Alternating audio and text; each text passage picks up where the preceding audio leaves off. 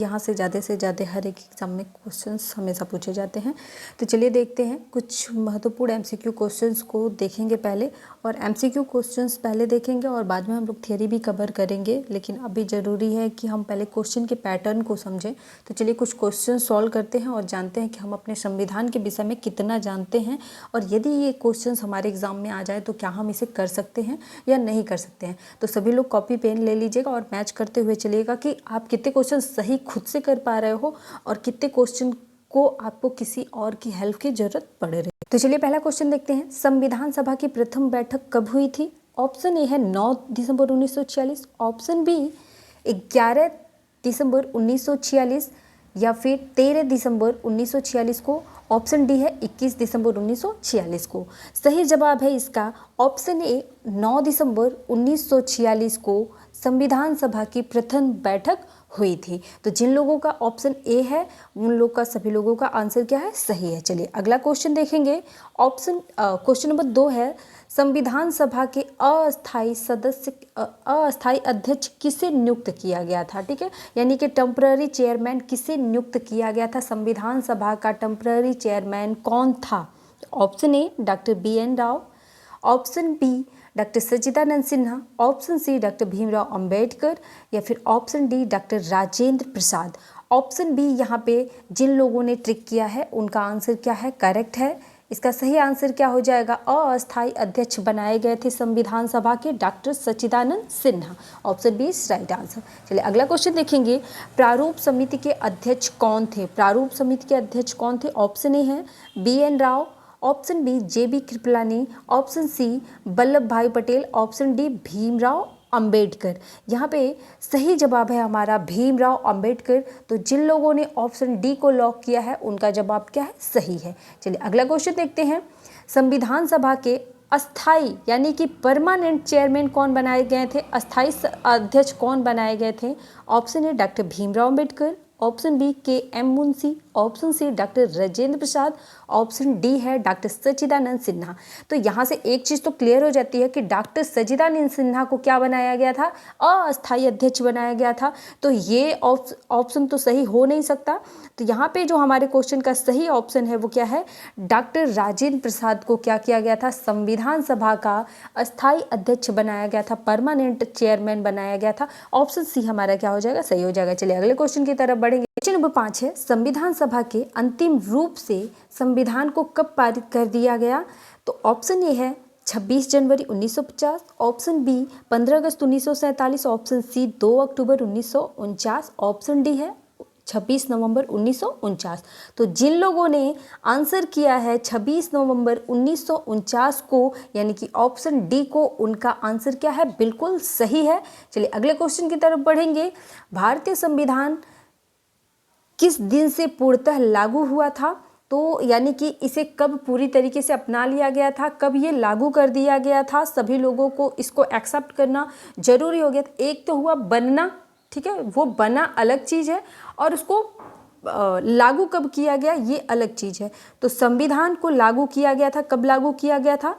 Option A है 26 नवंबर 1950 को, option B 26 नवंबर 1949 को, 26 अगस्त 1950 को, या 26 जनवरी 1950 को। तो 26 जनवरी 1950 को हमारा संविधान लागू किया गया था। मोस्ट इंपॉर्टेंट है। इससे पहले जो हमने 5वां प्रश्न पढ़ा वो भी इंपॉर्टेंट है, और ये जो प्रश्न पढ़ रहे हैं ये भी हमारे एग्जाम की दृष्टि से इंपॉर्टेंट है, क्योंकि इन दोनों ही क्वेश्चंस में कंफ्यूजन की वजह से आप बार बार क्या करके आते हैं, आपको क्वेश्चन का आंसर पता होते हुए भी आप कंफ्यूजन में उसका आंसर गलत देके चले जाते हैं। यहाँ पे हमारा क्या हो जाएगा कि संविधान पूरी तरीके से लागू किया गया था 26 जनवरी 1950 को, इसीलिए हम रिपब्लिक डे सेलिब्रेट करते हैं 26 जनवरी को। ठीक है, गणतंत्र दिवस मनाते हैं 26 जनवरी को। चलिए अगला क्वेश्चन है क्वेश्चन नंबर 7, भारत कब गणतंत्र बना? तो जब हमारा संविधान लागू हुआ तभी तो हमने गणतंत्रता दिवस मनाई।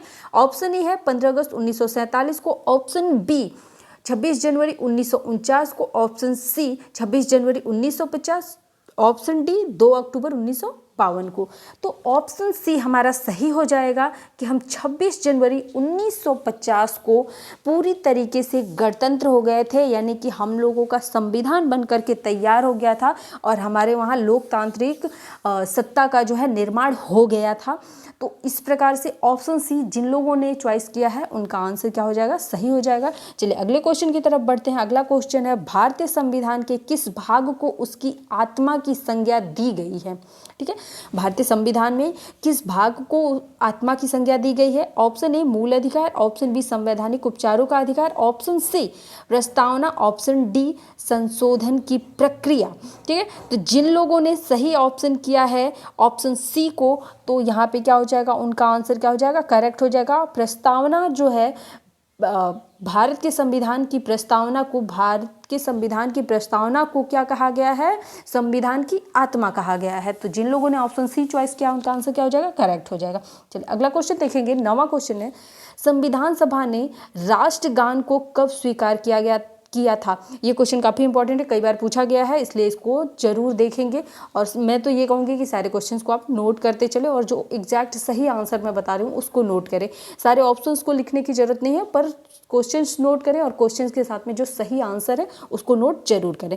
तो चलिए पहला ऑप्शन है 24 जनवरी 1950, ऑप्शन बी है 26 जनवरी 1950, ऑप्शन सी है 15 अगस्त 1947, ऑप्शन डी है 22 जुलाई 1950। यहाँ पे सही ऑप्शन हमारा हो जाएगा ऑप्शन ए 24 जनवरी 1950। तो जिन लोगों ने ऑप्शन ए को लॉक किया है उनका आंसर क्या हो जाएगा, करेक्ट हो जाएगा। तो चलिए अगले क्वेश्चन की तरफ बढ़ते हैं। क्वेश्चन नंबर 10 हमारा है, भारतीय नागरिकों को प्राप्त मूल अधिकारों की संख्या कितनी है? यानी कि भारतीय नागरिकों को कितने मूल अधिकार दिए गए हैं? तो ये क्वेश्चन तो काफ़ी इंपॉर्टेंट है और सभी लोगों को पता होना चाहिए। ऑप्शन ए है 5, ऑप्शन बी 6, ऑप्शन सी 7 और ऑप्शन डी है 8। यहाँ पे हमारा जो सही आंसर हो जाएगा ऑप्शन बी हो जाएगा कि सभी भारतीय नागरिकों को क्या दिया गया है, 6 मौलिक अधिकार दिया गया है। अगर आपसे क्वेश्चन पूछता है कि प्रारंभ में जब हमारा संविधान बना था तो भारतीय नागरिकों को कितने मौलिक अधिकार दिए गए थे, तो उस टाइम पे हमें मौलिक अधिकारों की संख्या जो थी वो 7 थी। वो 7वां मौलिक अधिकार क्या था, संपत्ति का अधिकार था, जिसे अब क्या कर दिया गया है, संपत्ति के अधिकार को एक विधिक अधिकार करार दे दिया गया है। यह क्या है, एक संवैधानिक अधिकार अब नहीं है। तो इस प्रकार से वर्तमान समय में कितने मूल अधिकार हैं, 6 हैं। अगर पूछे कि जब संविधान बना था तो कितने थे, तब थे कितने, 7 थे। ठीक है, तो यहाँ पे ये नोट करने योग्य चीज है। चलिए अगला क्वेश्चन देख लेते हैं। संपत्ति के अधिकार को किस संविधान संशोधन के द्वारा हटा दिया गया? तो संपत्ति के अधिकार को किस संविधान संशोधन के द्वारा हटाया गया था? ऑप्शन ए 44वें संविधान संशोधन, ऑप्शन बी 46वें संविधान संशोधन, ऑप्शन सी 42वें संविधान संशोधन, ऑप्शन डी है 52वां संविधान संशोधन। यहाँ पे हमारा 44वें संविधान संशोधन के द्वारा क्या किया गया था, संपत्ति के अधिकार को अनुच्छेद 300 क में संरक्षित किया गया है, जिसे संवैधानिक अधिकार न बता करके क्या बताया गया है, विधिक अधिकार बताया गया है। वीडियो के बैकग्राउंड में थोड़ी बहुत आवाज़ आ सकती है तो उसे आप अवॉइड करेंगे, ठीक है। और जो कंटेंट मैं पढ़ा रही हूँ उस पर फोकस करेंगे, क्योंकि ये आपके लिए महत्वपूर्ण है, न कि पीछे की आवाज़। चलिए अगला क्वेश्चन देखते हैं। अगला क्वेश्चन है, मूल अधिकारों का रक्षक किसे कहा जाता है? जो हमें मूल अधिकार दिए गए हैं, 6 जो हमारे मूल अधिकार हैं, इन 6 मूल अधिकारों का रक्षक किसे कहा गया है? कौन है जो है मतलब कि हमारे इन मूल अधिकारों की सुरक्षा करता है?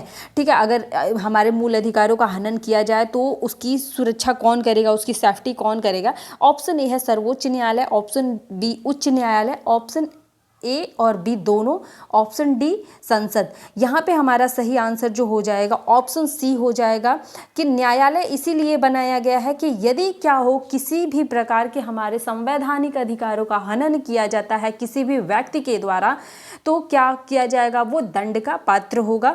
ठीक है, तो यहाँ पे सर्वोच्च न्यायालय और उच्च न्यायालय दोनों का ही कार्य क्या होता है, न्याय देना। ठीक है, और जब किसी भी व्यक्ति का मतलब मूल अधिकार खंडित होता है तो वहाँ पे न्यायालय ही क्या करेगी, न्याय करेगी। तो ऑप्शन ए और बी दोनों ही क्या हो जाएंगे, सही हो जाएंगे, इसलिए option C is correct answer. चलिए अगले क्वेश्चन की तरफ बढ़ेंगे।